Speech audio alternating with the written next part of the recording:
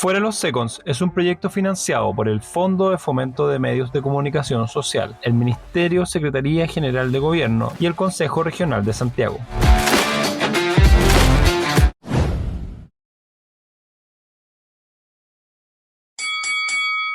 Hoy en el podcast de boxeadores traemos la historia de los campeonatos nacionales. Hoy parecen más bien un evento local con el patrocinio del Ministerio del Deporte, pero hace 100 años no era tal. Desde 1896 se realizan encuentros de boxeo en Santiago y en Valparaíso. Si bien dentro de la modalidad prize fighting, como ocurría en aquellos años, donde los contrincantes se juntaban por un pago pactado buscando solo un ingreso, desde aquella época fueron aumentando los practicantes de boxeo. Los primeros campeonatos eran solo cruces entre distintos clubes, pero un incidente lo cambió todo: la muerte en el ring de Adolfo Morales. Era una pelea el 9 de septiembre de 1911 en una carpa ubicada en la actual Plaza de la Constitución, donde se enfrentó contra el marino inglés Joe Daly, de quien hablamos en el primer capítulo, donde debido a factores como la mala disposición del ring, la poca seguridad de la organización y un árbitro sin aptitudes hicieron que el chileno perdiera la vida. Este hecho lamentable hizo que el boxeo se prohibiera en Santiago. Fue un fuerte llamado de atención para la organización del boxeo. Esto significaba que ya no podían existir eventos que no estuvieran regulados, y la era del prize fighting a la chilena había llegado a su fin. El boxeo durante esta época se trasladó a circos afuera de la comuna de Santiago. Esto se explica porque en la época las disposiciones de la Ley de Municipalidades de 1892 hacía que cada municipalidad tomara sus propias normas jurídicas, también teniendo cada una policía propia. Por lo tanto, si el boxeo estaba prohibido en Santiago, no significaba que estuviera prohibido en otra comuna. Pero Santiago era la más rentable de todas las comunas para espectáculos.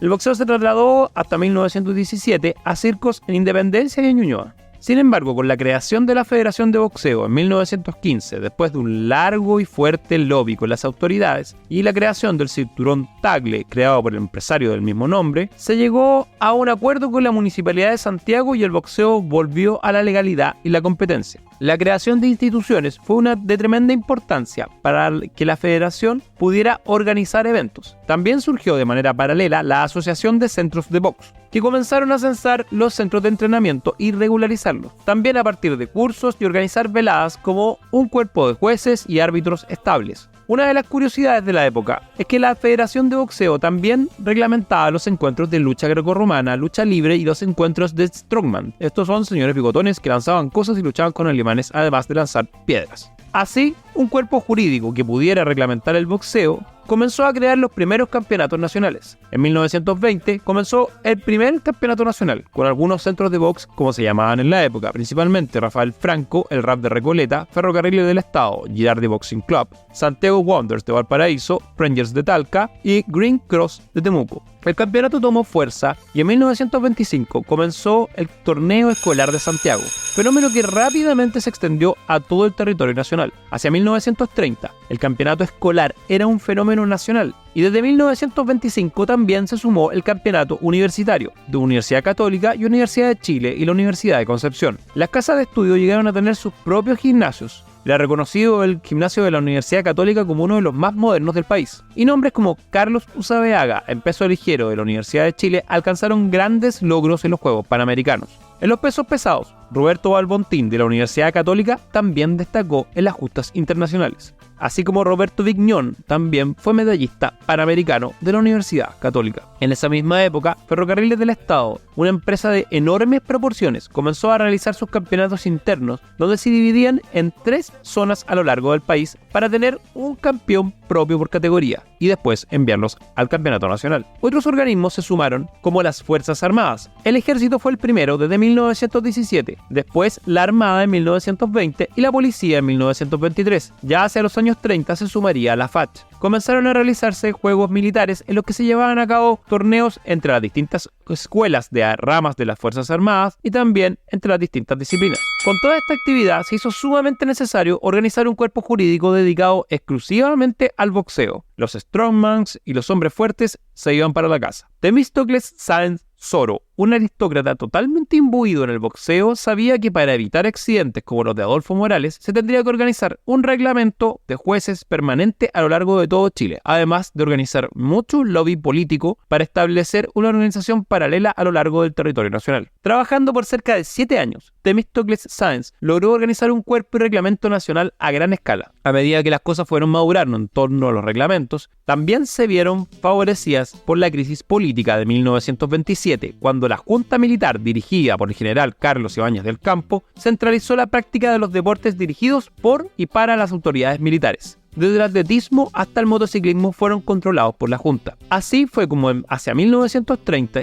nació el Campeonato Nacional de Boxeo, esta vez organizado desde el Estado, siendo la primera actividad que agruparía a todos los cuerpos sociales en un gran evento que sería el Campeonato Nacional de Boxeo. Así continuó creciendo en prestigio y relevancia, trayendo la participación de diversas instituciones y clubes de diferentes sectores de la sociedad chilena. Desde 1935, las Fuerzas Armadas, universidades, clubes obreros, empresas como ferrocarriles, mataderos y astilleros se sumaron directamente al campeonato. También la minería era un fuerte representante. Estos clubes mineros como el Braden Cooper Company tenían profesores norteamericanos y un alto nivel de inversión. Demostraron alta competencia. El campeonato nacional se convirtió así en un evento importante que reunía boxeadores de distintas clases sociales y regiones de Chile. Desde universitarios de clase alta como Roberto Albontín, Sergio Ojeda, Zorobabel Rodríguez, Temístocles Sáenz, hasta los campeones salitreros como Quintín Romero o de Santiago como Fernandito, lucieron como los mejores exponentes del boxeo amateur nacional. Hacia la década de 1950, el campeonato nacional estaba completamente organizado. Las delegaciones de las Fuerzas Armadas, clubes obreros y mineros, así como las universidades, destacaban en las ligas más fuertes. Incluso había categorías dominadas exclusivamente por algunas de estas instituciones, como el pluma, superpluma y ligero, dominados por la Universidad de Chile, o los pesos medios, fuertemente disputados por las Fuerzas Armadas, y los clubes obreros, quienes tenían el predominio en las categorías más bajas.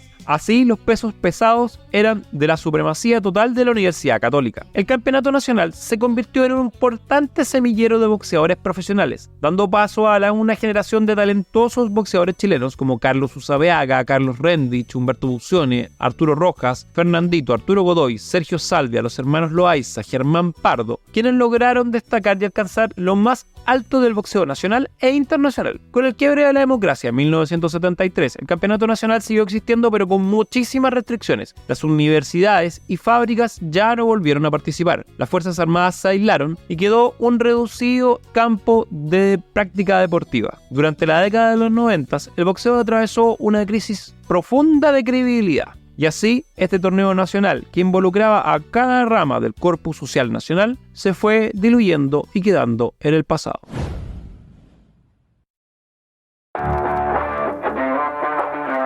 Este podcast es una producción de Revista Boxeadores en conjunto con El Legado del Jab, en el marco del proyecto Fuera los Seconds, pasado, presente y futuro del boxeo amateur en Chile.